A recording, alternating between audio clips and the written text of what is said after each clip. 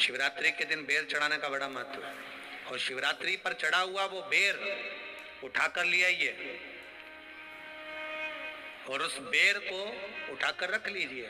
मान लो किसी को उदर से जुड़ी हुई जब तकलीफ रहती है, पेट से जुड़ी हुई तकलीफ रहती है, पेट से जुड़ी हुई कोई भी प्रॉब्लम हो, अगर पेट से जुड़ा हुआ कोई भी रोग आपको लग गया और डॉक्टर की दवाई चल रही है, सारी औषधि चल रही है, जो शिवरात्रि पर आपने बेर चढ़ाया है वो बेर अगर आपके यहाँ रखा हुआ है, वो बेर उस रोग वाले व्यक्ति को खिला दीजिए।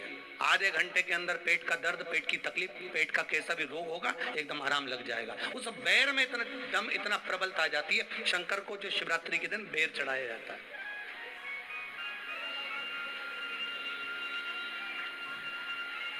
भगवान शिव पर समर्पित हुआ वो बेर का इतना महत्व महाराज। और जो देवता को उठाने के लिए बोर समर्पित करा जाता है, बेर भाजी आंवला उठो देव सांवरा, उसमें शंकर जी का भाव है, क्योंकि शिव जी का दर्शन भगवान नारायण उठते से ही करना चाहते हैं। सबसे पहले नेत्र खोले और मेरा शिव का दर्शन हुआ। बेर का भाव ही शिव का दर्शन का भाव।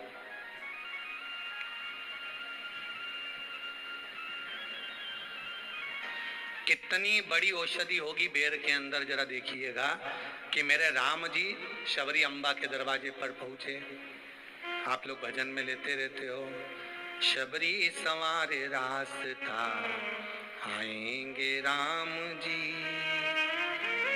मेरा भी धन्य जीवन बनाएंगे राम जी।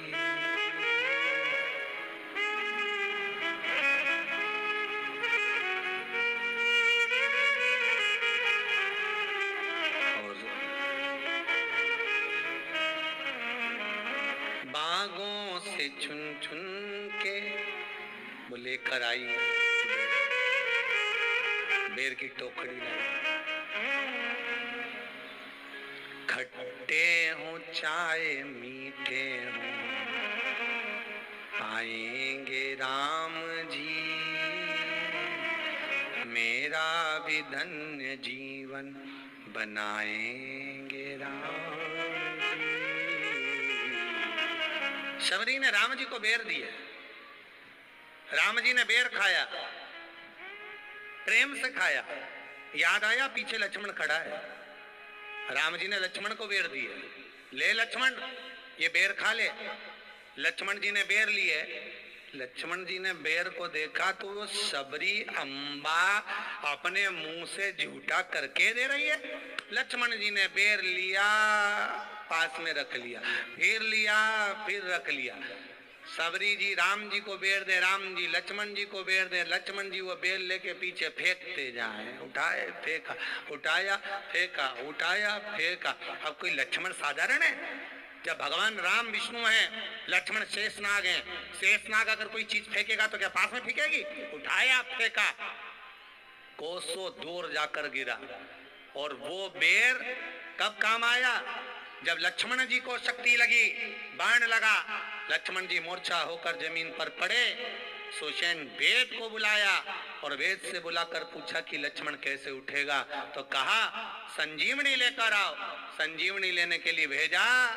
तब संजीवनी लेने के लिए जब श्री हनुमान जी महाराज गए, संजीवनी बूटी जब लेकर आए और लक्ष्मण जी को जो दी, तब राम जी पहचान गए ये संजीवनी कोई दूसरी नहीं है। लक्ष्मण जी को जो बेर खाने को दिया था वो बेर फेंक दिया था, उसी बेर की पत्ती है जिसको निचोड़ निचोड़ कर लक्ष्मण जी को खिलाना पड़ी है। तो राम जी रोते रोते बोले पहले ही खा लेता तो खाना नहीं पड़ती।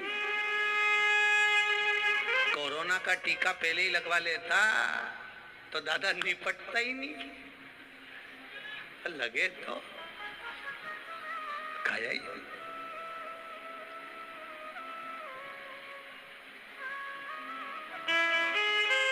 यह तो सीधी सीधी बात है ना।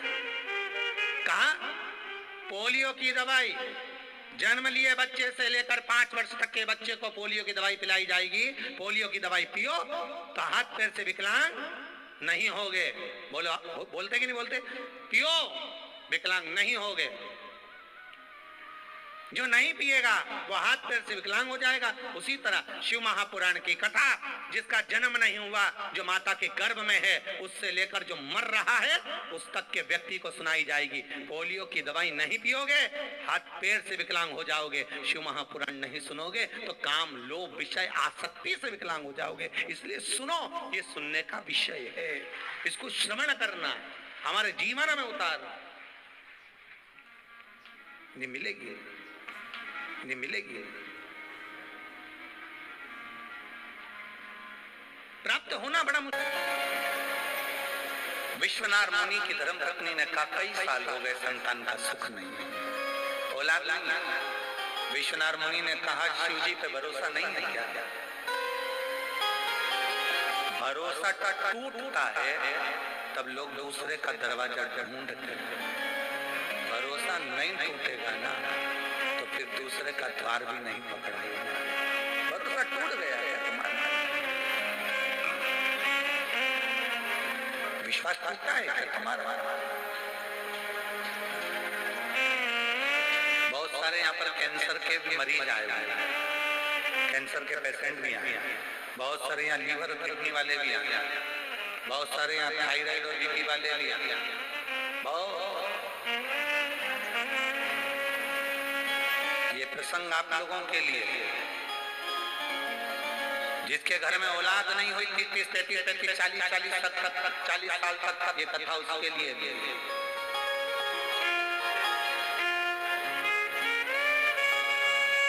कहा विश्वनाथ मुनि ने कहा कि तुम्हारा भरोसा नहीं है शंकर पर है, पर संतान का सुख नहीं। चलो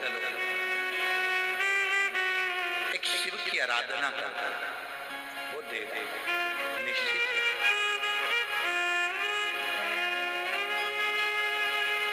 सप्त नदियों का पवित्र जल, मेरी जीजियों 35 साल भी हो गए ना, औलाद तो नहीं है ना घबरा। 40 साल भी हो गए ना, औलाद को ना घबरा। अब जब तुम्हारे यहाँ संतान नहीं है ना तो एक नियम बनाना कि मुझे 5 पंडाल में पहुंचना है, और 5 पंडाल में पहुंचकर वहां पर से मुझे 5 जगह की 5 कथा के पंडाल की मुझे बेलपत्र चाहिए। आप नियम बनाना, उसके दरवाजे पर जाने का नियम बनाना। अब जब औलाद नहीं है तो एक प्रयास तुम भी करो, अपने पति से कहकर मुझे कथा में जाना है, 5 पंडाल में बैठकर कथा सुनूंगा। कोई VIP ट्रीटमेंट नहीं, जमीन पर पंडाल में जहां जगह मिलेगी वहां सोऊंगी, जो भिक्षा देकर चले गया वो पालूंगी, और जैसी व्यवस्था होगी उसमें रहकर मुझे 7 दिन 5 दिन की कथा सुनूंगी। 5 पंडाल।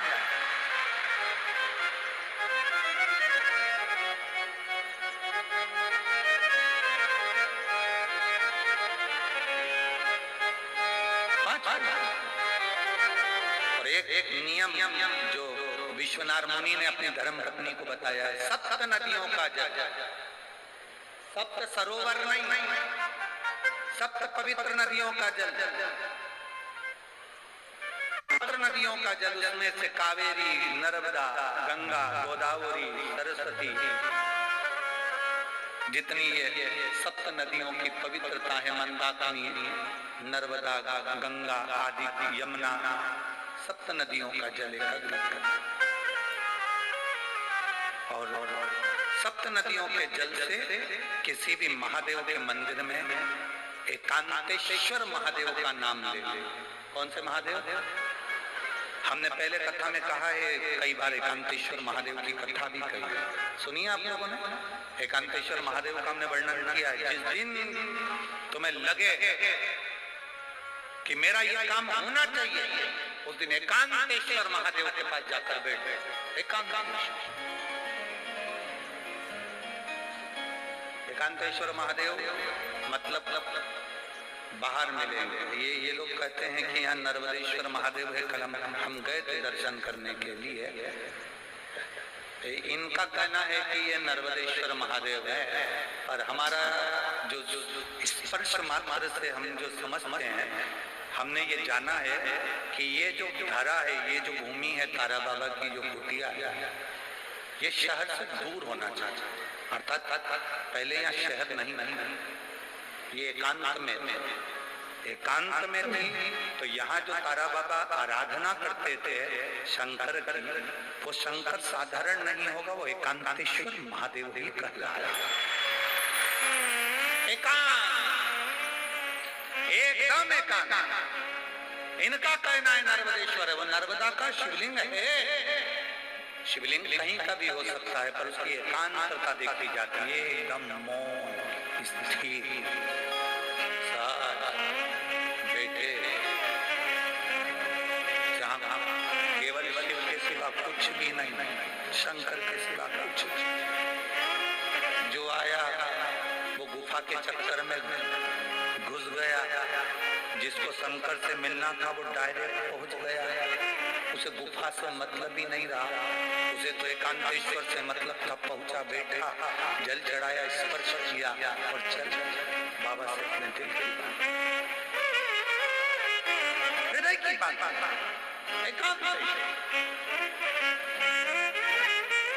सप्त नदियों का जल रख कर सप्त बेलपत्र के ऊपर, सप्त नदियों का जल, एक बेलपत्र ली, उसके ऊपर एक कटोरी में, एक बाटी में, एक पात्र में एक नदी का जल, दूसरी बेलपत्र ली, दूसरी कटोरी में फिर जल, फिर तीसरी में बाबा की आराधना कर शिव से विनती कर भगवान शंकर के नामों का 108 नामों का जाप कर श्री शिवाय नमस्तुभ्यं कर एक कटोरा जहाँ से पानी बहकर नीचे आता है वहाँ लगा लीजिए और एक बेलपत्री को उठाकर शिव जी के शिवलिंग पर समर्पित करिए। समर्पित करते समय डंडी का मुख अशोक सुंदरी की ओर हो। अशोक सुंदरी का जगह मालूम है सबको मालूम है ना? अशोक सुंदरी की ओर मुख, अशोक सुंदरी भी समझ गड़बड़ ना करिए। ये शिवलिंग जलाधारी, ये जल बह रहा है नीचे सामने से, स्थान गणेश जी का, कार्तिकेय जी का, बीच में एक मोटी सी लाइन होती है, वो अशोक सुंदरी का स्थान। शिवलिंग ये जलाधारी माता पार्वती जी का हस्त कमल, शंकर जी के ऊपर जो जलधारी रखी रहती है ऊपर, जिसमें से एक बूंद नीचे गिरती है, वो शंकर भगवान की 5 लड़कियां, जया, विषहरा, शामली वाली, दौतली, देव। शंकर जी की 5 लड़कियां शिव जी के ऊपर एक बूंद पानी गिराती रहते हैं। शंकर भगवान की कुल कितनी लड़कियां हैं? 6। कितनी लड़कियां हैं? 6। 5 जया, विषहरा, शामली वाली, दौतली, देव। शंकर जी की 6 नंबर की लड़की अशोक सुंदर। जब हम प्रयोग करेंगे एकांतेश्वर महादेव का, ये बेलपत्र जो हमने समर्पित करी है, डंडी का मुख अशोक सुंदरी की ओर हो। डंडी का मुख। आप बैठे कहां पर हो जल चढ़ाते समय? शिव जी को जल कहां बैठकर चढ़ाया जाता है? जम के बोलो जरा। जहां से जल बहकर जा रहा है इसके ठीक विपरीत हो, ठीक विपरीत हो। जल बहकर जा रहा है इधर, तो तुम बैठोगे इधर, इधर नहीं बैठोगे, इधर नहीं बैठोगे। जल इधर बह रहा है तो तुम इस साइड बैठोगे। यहाँ बैठकर फिर बेलपत्र को आप समर्पित करोगे।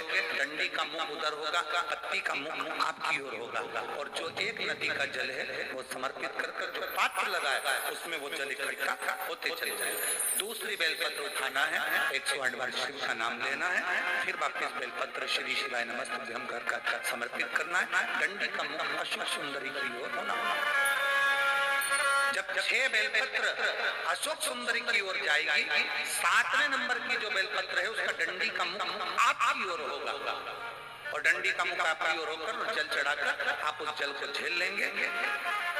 जहां नंदी बैठे हैं, नंदी का जो पांव जिस जगह पर उठाओ, अगर इस पांव उठाओ तो इस ओर, ये पांव उठाओ तो इस ओर, नंदी का पांव जहां उठा रहता है वहीं पर बैठकर पति पत्नी दोनों उस जल को आचमन कर लेंगे, दोनों उस जल को पूरा पी जाएंगे और बाबा से झोली पसार कर प्रार्थना करेंगे कि हमें संतान का सुख देना, मेरा देव महादेव। एकांतेश्वर महादेव का स्मरण करिए। एकांतेश्वर पहुंच गए विश्वनाथ मुनि अपनी धर्म पत्नी को लेकर एकांत में, जहां भगवान शंकर विराजमान थे, उस एकांतेश्वर महादेव के पास बैठे।